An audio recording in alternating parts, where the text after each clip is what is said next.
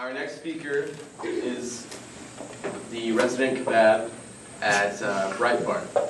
Now, he told me that when we were at lunch yesterday, we gave him jalapeno poppers. I said, they're kind of spicy, are you sure you can handle it? And he goes, the Resident Kebab.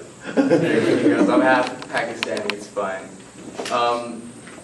I hope you guys enjoy him. He's kind of a troll sometimes. He covers everything from who's into My Little Pony in the White House and what the White House is actually doing. And I'm not kidding, that actually happened. So everybody, Allum Bokhari.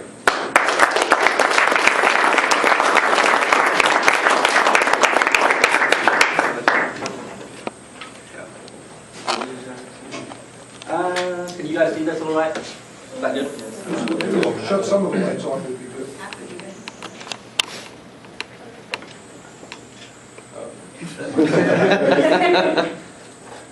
All right. Go around.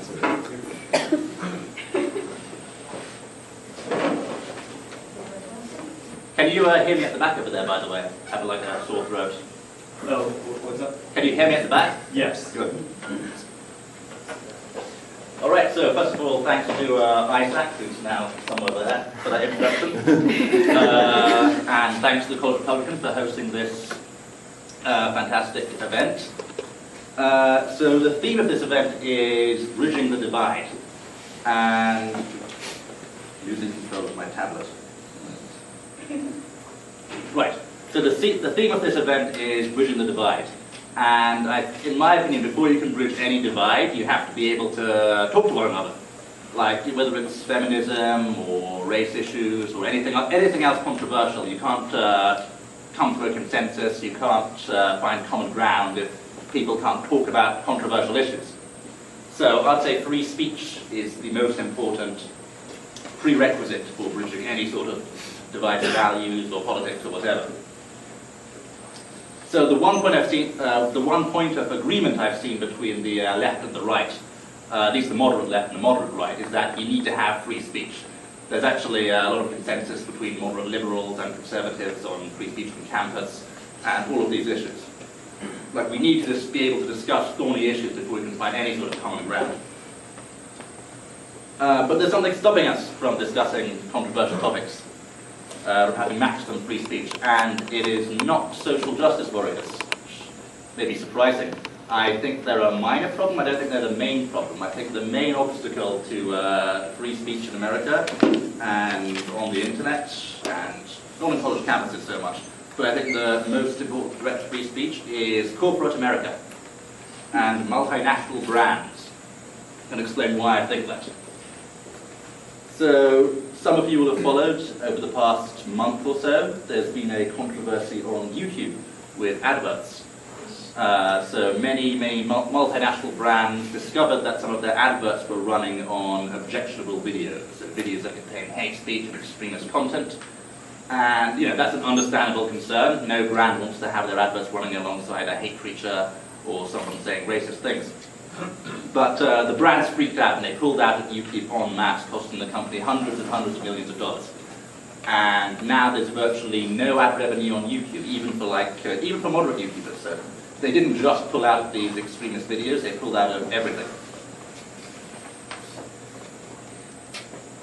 And YouTube has responded by developing a new stringent filtering system that appears to block revenue from anything that's even slightly controversial.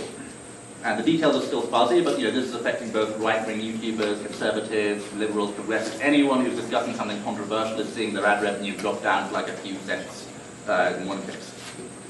So that's how it always starts with free speech. It starts off people objecting to hate speech, extremism, and eventually, or very, very quickly in this case, even moderates who are discussing controversial topics are finding their ad revenue gone or finding themselves being censored. So this is an example of corporate America hating controversy and hating controversial content. Their ideal brand is probably Disney. That's who they'd run ads against. They don't want, Sagana Fakad or Dave Rubin discussing feminism or Black Lives Matter. They want something family friendly like Mickey Mouse. That's their ideal advert. So this is a problem for free speech, because what it's meant is Notes problem again, bear with me. Yeah, so it's a problem for free speech because it's going to be much more difficult for independent, controversial, maybe politically incorrect commentators to find sources of income, and that will create a chilling effect on YouTube, create a chilling effect on social media if this starts to spread. And it's also a problem within companies. So people are afraid of. Oh yeah, don't worry. There'll be more slides. Don't worry. These are the questions.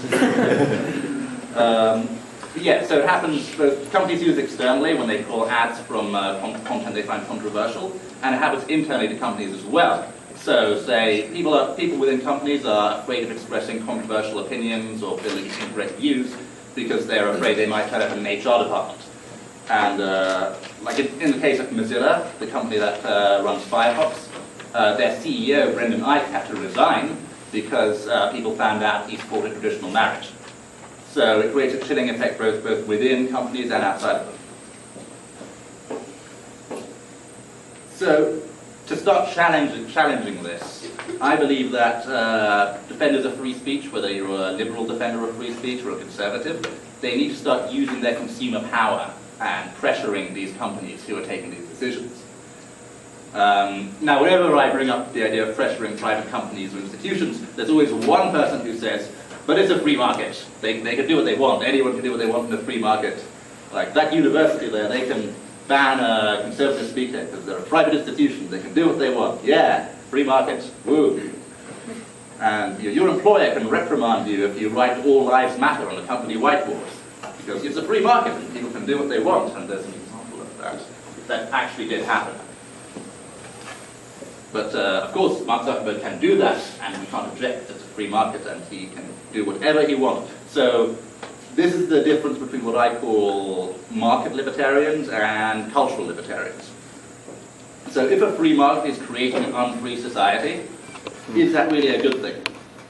And if intervention or pressure can create a free society, is that a bad thing? Cultural libertarians would be open to the idea. So to use one recent example, the British government recently announced that they would create a legal requirement for all universities in the country to defend the free speech of visiting speakers. And that's a huge deal. So if someone, once they pass this law, if someone controversial comes to a campus in Britain, like Nigel Farage or Milo Yiannopoulos or someone like that, that university will be required by law to defend their free speech and not ban them and stop anyone trying to ban them. So yes, that's government pressuring a private institution, but isn't necessarily a bad thing.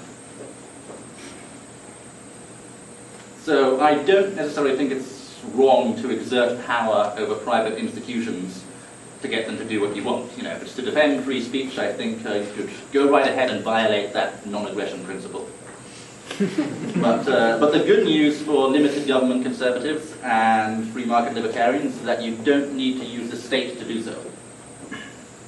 So let's accept for the sake of argument that private companies should have the freedom to do absolutely anything. So if Pepsi decides they don't want to advertise with Dave Rubin because Dave Rubin's too much of a Star Wars nerd, then they have the right to do that in a free market. But consumers also have a right to say, well, I think that decision is retarded and I won't buy any more Pepsi products until the company changes its views. That's also their right in a free market. So that's how you use consumer power to change the culture, to change the decisions, and to change the values of companies. You punish bad behavior and you reward good behavior, sort of like a carrot and a stick. So here are the things companies like. They like ad dollars, they like word of mouth, shout-outs on social media. I use YouTube as the example because that's the #1 free speech issue at the moment. And that's what they don't like. So we'll discuss the stick initially. So we'll expand on that earlier example. Let's say you've got a brand, let's say Pepsi. I chose Pepsi because they've had a very bad week with that. Did anyone see the Kendall Jenner ad? Yeah. Then they had that groveling apology, which was awful. So I'm going to use them as an example. So let's say you've got Pepsi and they decide to pull their ads from YouTube YouTubers who are discussing controversial topics. That's their right. But then let's say the YouTubers object to Pepsi being giant pussies who hate free speech and think their reasons for pulling ads are retarded, and they tell their viewers to boycott Pepsi for a year. That's their right too. So to understand how effective this would be in promoting a value of free speech across corporate society and across culture, let's look at let's do some mathematics. So let's say you've got 3 YouTubers, one has 5 million, one has 2 million, one has 1 million views per video, on average. That comes to 8 million videos, 8 million views per video. And I happen to know, based on YouTubers I've talked to, that there are YouTubers in this range who are very strongly in favor of free speech and very much against the current situation on YouTube. And let's say that 25 of these agree to boycott Pepsi for a year. That would be 2 million. And so the average American drinks 487 cans of soda every year, according to Gizmodo. Seriously. Fatties. let's say 100 of those cans are from Pepsi. So if 2 million people decide they're not going to buy Pepsi for a year, that's 100 cans times 2 million, that's $200,000. So companies would do a lot to avoid losing this kind of revenue. They might demonstrate their commitment to free speech, for example, or they might reconsider their decisions to pull out of any YouTuber who discusses a controversial political issue. So it's common these days to see corporations endorsing all sorts of progressive causes. They'll boast about their environmental commitments, they'll talk about their boardroom quotas, they'll demonstrate their commitment to feminism and all sorts of other left-wing causes. And the reason they do this is because their progressives have been beating conservatives at consumer pressure. We've seen boycotts of Firefox over its CEO, opposing gay marriage. We've seen boycotts of Chick-fil-A over its president, Facebook over anti-feminist content. The entire state of North Carolina was boycotted by various brands over trans rights, and Nordstrom over Ivanka Trump. So whenever progressives get mad, they launch a boycott. And that's fine. It works. They have a right to do that.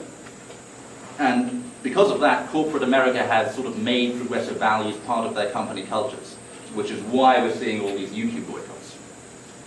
So if we want to spread free speech in society, which, as I said at the start, is absolutely necessary to end partisanship, to find common ground in an increasingly divided society.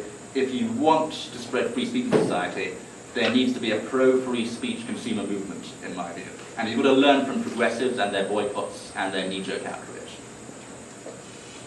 So let's say you saw an ad on a progressive website next to an opinion piece defending the Berkeley riots.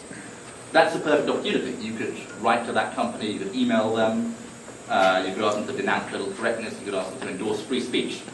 But so far, free speech defenders, whether they're liberals or conservatives, don't seem to be doing that, which is why you have situations like the YouTube boycott.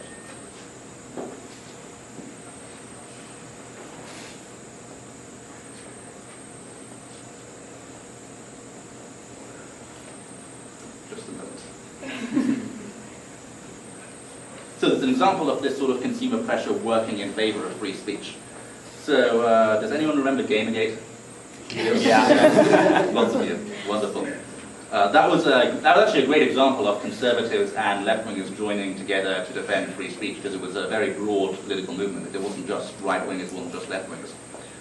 So in 2015, Valve, which is the company that runs Steam, which is the largest video games platform on the web, decided they were going to pull a controversial game off its platform.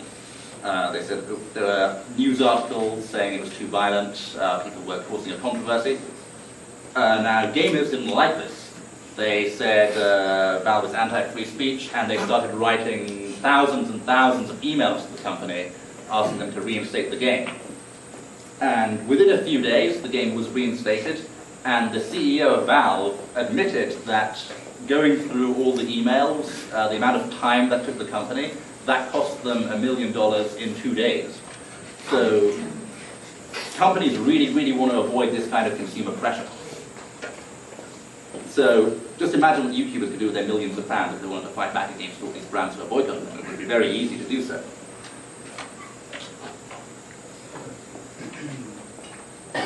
So I was recently told a story by a fairly big-name YouTuber who had a run-in with an advertiser who thought he was being too controversial.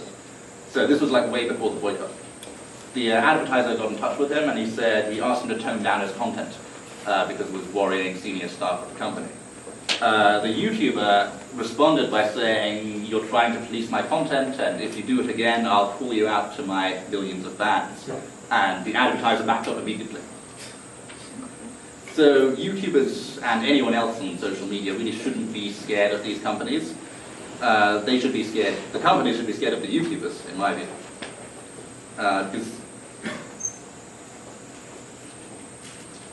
Because especially if people on social media and consumers get together as a group, they can very easily change corporate behavior with these kinds of tactics.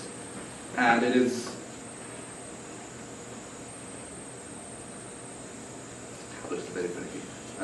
yes. Right. The next thing is the carrot. What you do to reward companies that get it right, that do support free speech. So we've got a good example here from our friend DeRay Mackison. So this is the kind of thing that brands like. They like getting shout-outs on social media, and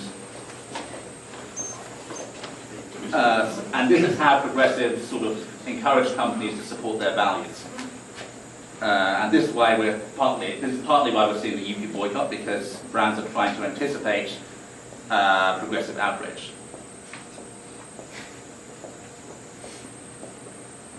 But there are examples of conservatives doing it too. So does anyone remember the company called Protein World? Some of you do, okay. So in 2015, Protein World released this ad, which was very controversial. It was seen as fat shaming by feminists. It was seen as sexist. And there was a huge boycott campaign against this particular company. But instead of doing what an ordinary company would do, which like Pepsi would be like apologize, retract the advert, say we won't do it again, that kind of thing, the response of Protein World was to double down and say this.